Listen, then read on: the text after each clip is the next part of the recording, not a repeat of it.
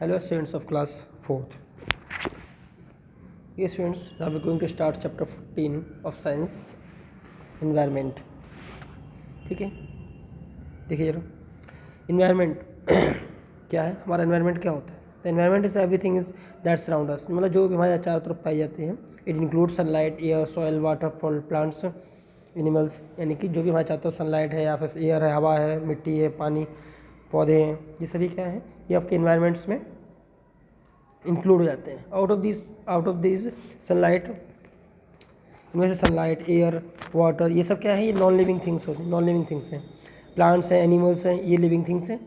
लेकिन जो भी हमारा जो इन्वायरमेंट होता है वो लिविंग और नॉन लिविंग दोनों से ही मिलकर बनता है. तो ऐसा नहीं है कि लिविंग थिंग्स ही इसका पार्ट्स हो सकते हैं, नॉन लिविंग नहीं हो सकते, दोनों ही होते हैं. ठीक है, plants use sunlight, plants sunlight का और एयर और वाटर का यूज़ करते हैं मेक फूड, खाना बनाने के. ध्यान रखें, प्लांट्स जो होते हैं वो अपने खाना बनाने के लिए फोटोसिंथेसिस की रिएक्शन का प्रोसेस को करते हैं, जिनके लिए उनको सनलाइट, एयर और वाटर की आवश्यकता पड़ती है. इस फोटोसिंथेसिस की रिएक्शन से ही वो हमारे लिए अपने लिए खाना बनाते हैं. Animal include humans get food from the plants. Animals include humans get food from the animals हो चाहे ह्यूमन हो, सभी को खाना लेने के लिए, सभी को भोजन प्राप्त करने के लिए पौधों की आवश्यकता होती है और पौधों से ही वो अपना भोजन प्राप्त करते हैं. From this we see all the living things need sunlight, air, water and stay live. इसीलिए मोस्टली सभी लिविंग थिंग्स को सनलाइट की ज़रूरत पड़ती है, एयर की ज़रूरत पड़ती है, वाटर की ज़रूरत पड़ती है, तो स्टे लाइव, जिंदा रहने के लिए.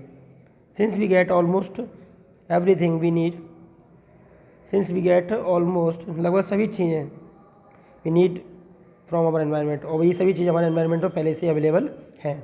It is our duty to keep it clean. ये हमारी ड्यूटी बनती है कि अपने एनवायरनमेंट को हम क्लीन रखें, साफ़ सुथरा रखें. ओवर द ईयर्स, कई सालों से ह्यूमन एक्शंस में eight several harmful changes in the environment. Humans जो है ना हमारे एनवायरनमेंट में कई सारे चेंजेस कर रहा है, कई तरह के चेंजेस कर रहा है. These changes are not good for the living things. ये सभी चेंजेस जो है ना हमारे लिए अच्छे नहीं हैं. Effect of human activities on the environment. In activities का, ह्यूमन एक्टिविटीज़ का एनवायरनमेंट पे क्या इफेक्ट पड़ता है. The environment undergoes constant changes the environment may caused by the natural factor of human activity. Natural factors like wind, rainfall, snowfall, volcanoes etcetera cause of the human change in the environment. ये सब क्या है, देखिए, environment undergoes constant changes, लगातार change होते चले जा रहे हैं इन्वायरमेंट में. चेंजेस इन्वायरमेंट में cause by the natural factor और ह्यूमन एक्टिविटी. ये चेंजेस कुछ नेचुरल फैक्टर से भी हो रहे हैं, कुछ ह्यूमन एक्टिविटी के कारण भी हो रहे हैं. ठीक है, नेचुरल फैक्टर्स लाइक विंड है, ठीक है, रेनफॉल है, स्नोफॉल है, वॉल्केनोज हैं. ठीक है, ये इनकी वजह से भी कुछ ना कुछ चेंजेस होते थे.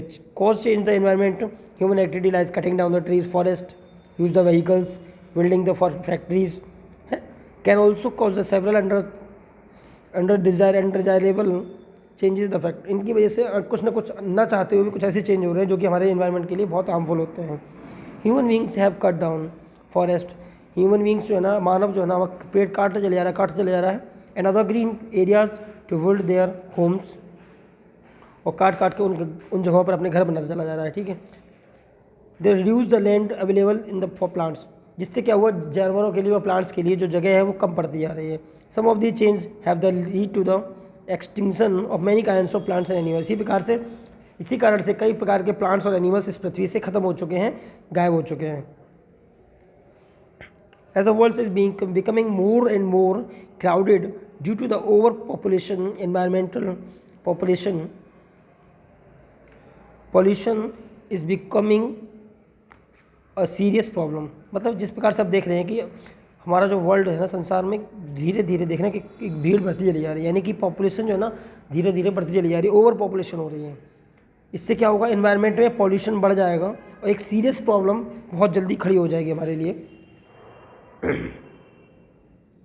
One of the main effect of human activity is the pollution of environment. मतलब आज के समय में मैं जानता हूँ कि आज के समय में सबसे बड़ी की प्रॉब्लम ह्यूमन की है तो वो है पॉल्यूशन, और इसका पूर्णतः जिम्मेदार ह्यूमन खुद भी है.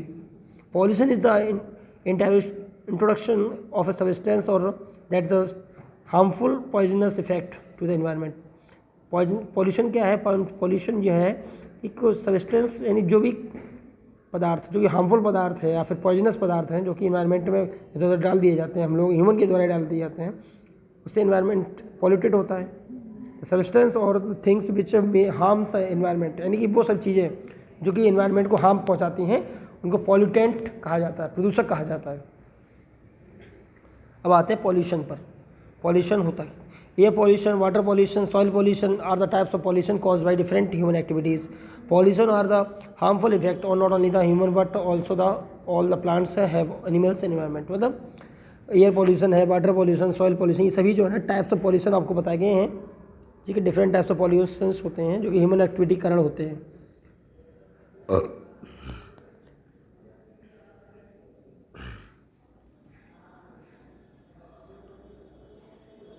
Pollution are harmful effect not only on the humans but also the all plants। मतलब जो पॉल्यूशन होता है वो सिर्फ ह्यूमंस में नहीं बल्कि प्लांट्स और एनिमल्स को भी इफेक्ट करता है।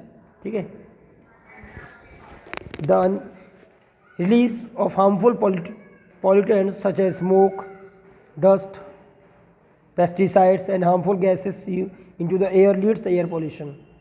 स्मोक है, सबसे पहले एयर पॉल्यूशन के बारे में बता रहे हैं कि हार्मफुल पॉल्यूटेंट जैसे धुआं है, मिट्टी के कण हैं, डस्ट पार्टिकल्स होते हैं, पेस्टिसाइड्स, हार्मफुल गैसेस, ये सभी जो है एयर में मिल जाती हैं और जैसे एयर को पॉल्यूटेड बना देती हैं, पॉल्यूटेड बना देती हैं। Air pollution is caused by the mainly due to the burning of fuels. लेकिन एयर पॉल्यूशन का जो मुख्य कारण है वो बर्निंग ऑफ फ्यूल्स है, फ्यूल से निकलने वाला धुआं है, और means of the transportation like petrol और diesel releasing smoke and harmful gases into the environment. जैसे कि हमारा जो पेट्रोल डीजल है जब इस गाड़ियों में चलता है तो इसमें गाड़ियों से जो धुआं निकलता है उसमें कई सारी हार्मफुल गैसेस भी इन्वॉल्व होती हैं।